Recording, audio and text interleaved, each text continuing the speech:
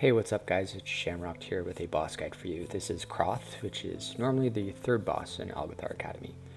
This video is for a 25 Tyrannical. It was a couple of weeks ago though, so the affixes are explosive and sanguine. Because of that, so I have the talent build that I used for this dungeon on the screen. If you're doing this now or some other week, you can actually take the point out of Frost Shock on the left side and put it into either Swirling Currents or Surging Shields. For Algath'ar on Tyrannical, I would probably choose Swirling Currents out of the two if I was taking this point out of Frost Shock. Other than that, you do need the point into Poison Cleansing Totem if you're doing this dungeon on Tyrannical, normally, unless you have some classes that are able to deal with the Poison Dispel and they let you know that you can use that point elsewhere, in which case I would put it into either Surging Shields or Swirling Currents, whichever one you're lacking the points in. Otherwise, this is definitely the standard build that I would run going into an Algath'ar Tyrannical. Same thing with the right tree. If you've watched any of my other talent, like sort of the weekly talent builds that I do, you'll see that you can basically trade out Primordial Wave for Downpour, but you lose the Spirit Walker's Tidal Totem, which is not a necessary cooldown, but it's just, in my opinion, a nice to have. There's also a build where you can have both of those, but in my opinion, this build is perfect for probably the rest of the season. So yeah, with that being said, let's actually get into the Crawth fight. Please note that I, as always, have slowed down the fight just a bit so you guys can see a little bit easier what I'm doing, and I can explain things a little bit better. And then also there is an ability tracker on the top left, so feel free to check that out.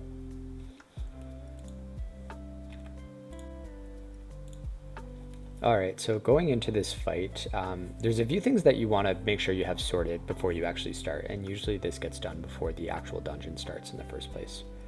And if it's not being done, you should probably speak up and ask the question. So the main question is, how many screeches are you going to go each phase before you actually throw the third ball in and then transition the boss? So in my experience, 4 and 4 is usually the safest, most standard way that people do this.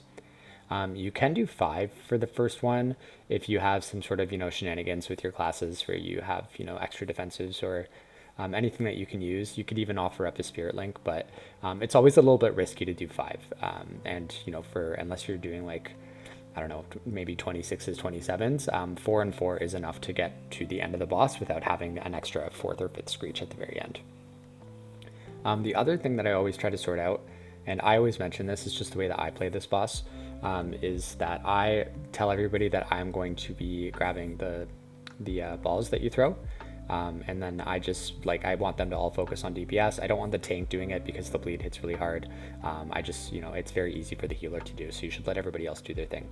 That being said, if you are the one getting the balls, you have to be careful that somebody else doesn't, try to be helpful and then do the balls themselves, because if you're not counting or watching, or they're not watching you, you can put that third one in early, which I have seen happen a couple of times, and it kind of sucks because it basically breaks the boss. So you just have to be careful about that. If you're in voice, if you're like in Discord or something with a group, then that makes this a lot easier. But other than that, like I said, if you are able to get all the balls, just let your group know that. And then what I do is I put 2 balls in, usually pretty close after they come out, and then I just grab a third one and I hold it until it needs to go in. So for the third screech, I try to get into Ghost Wolf as soon as I can before it goes off, after making sure everybody is also topped up so they can survive. And then the damage reduction from Spirit Wolf is usually enough to survive that. And then for the 4th screech, I always just use Astral Shift. And if you're able to, you can get into Ghost Wolf for that one as well for the extra DR. And you will be able to do that for all sets, because if you are talented into the Astral Shift talent, I believe it's called Plains Traveler, and it will be in the build that I used for this. It actually decreases the cooldown for Astral Shift, so you'll have it for both phases. After that 4th screech for the first set of balls, you can actually wait 5-10 seconds before you actually put the ball in and phase it, because you won't get another screech before then. However, you don't want to wait too late, because if you do get a 5th screech, especially if people aren't expecting it, that will probably kill you. But also this time I put it in a bit early because I was trying to get the Thundering buff to line up with the debuff that he gets when you stun him. So the first time you stun him, actually it's not the first time, it's when you stun him with the fire thing. So if you do it in reverse order, he'll only take extra damage when you actually do the fire one. When you do the wind one, he doesn't take extra damage. So try it. Your DPS should be lining up their cooldowns with that. And then if you have any DPS cooldowns, whether it be a Trinket, Racial, or Stormkeeper, you should save those for when he is taking extra damage as well.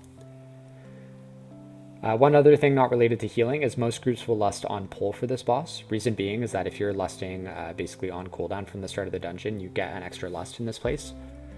So if you get here on time, you should be lusting on pull. If you don't get here on time and you've already lost that chance at an extra lust, you can lust when he takes extra damage. However, I find it's easier to just do it on pull. It usually doesn't make that much of a difference. Okay, and then you'll see, like, I actually find the healing for this boss to be probably one of the easier parts. It's obviously, the dodging and the running around that makes this boss a little bit more complicated. But with the tools we have, especially after 10.0.7 with Tidebringer, your chain heal is basically going to hit everybody on this platform, basically regardless of where people are standing. So that makes this boss really easy to heal people up, a lot easier than it was before we got Tidebringer. That being said, this boss is kind of cool in the sense that you can do it however you want, anyway. There's no like standard way to do it. You can pop whatever cooldown you want at any time. All of our cooldowns are pretty great for this. The only one I would say maybe isn't is maybe Ascendance, just because people are really spread out. So the extra healing the extra group healing that you get from Ascendance doesn't usually hit everybody. But Ancestral Guidance, Spirit Link Totem, Healing Tide, and Spirit Walker's Tidal Totem, if you're taking that, are all great to just heal through some of the screeches that may get everybody lower health. Some other just things I want to point out is, so you may have noticed if you were watching that somebody died on one of the screeches. You can't really control that. Like if you all agree to do 4 screeches each one, or whether maybe it's 5 and 4, or maybe it's, I don't know, whatever you guys agree on, you kind of have to trust that people are going to survive. And if they are not able to survive because they don't have a defensive or whatever, hopefully they say something ahead of time, so that way you can plan to earth shield them to get DR on them. And if you have any other DRs, like maybe a pally sack or something, that can help them out as well. But yeah, so that's it. I mean, this fight gets a little bit more chaotic once the winds start coming in. It's really a pain in the butt. That's what you want to avoid, to have the winds for as long as possible, so that your DPS don't have to move around. Because you'll notice the DPS drops significantly once people have to start dealing with the winds and the fire, just because people need to focus a little bit more on surviving than on getting their damage out. So ideally, you don't want the winds to start until he's like sub 20%. Unfortunately, this group, we did not have great single target DPS. If you're curious, we did not time this key. But that being said, like we had, I think, around like 26% when we phased him. So we were in this fight for a very long time. So if you're doing this fight with a group that is going to time the key, the fight will not be lasting this long for you. But that being said, this fight is all about just focus. I mean, at the beginning, really, you just sit there, you pump damage, and you put the balls in when you need to. The healing shouldn't be that bad. Just make sure you're being conscious of when people are going to take damage from the screeches, and that you have something to heal people up, whether it be using Tidebringer chain heals, one of your cooldowns, Primordial Wave. There's a lot of different ways to approach this. Once the fight starts getting a little bit crazier with the fire, you just really need to make sure that you are not getting hit, obviously, same as the DPS players. And then once the winds come in, once again, it's really just about a game of survival and kill him before he kills you. So that fight, we actually got to a 3rd screech after the wind started, which is pretty crazy. Like I said, you would ideally need the fight to end long before that. But that being said, if it ever does come to a 4th screech and you're still trying to get it down, your Astral Shift will be up again for that. So basically rinse and repeat with just a few more survival mechanics added in each time. But yeah, that's pretty much it. I hope this video helped you out. If you have any questions or comments or anything at all, please let me know in the comments, and I will hopefully get back to you.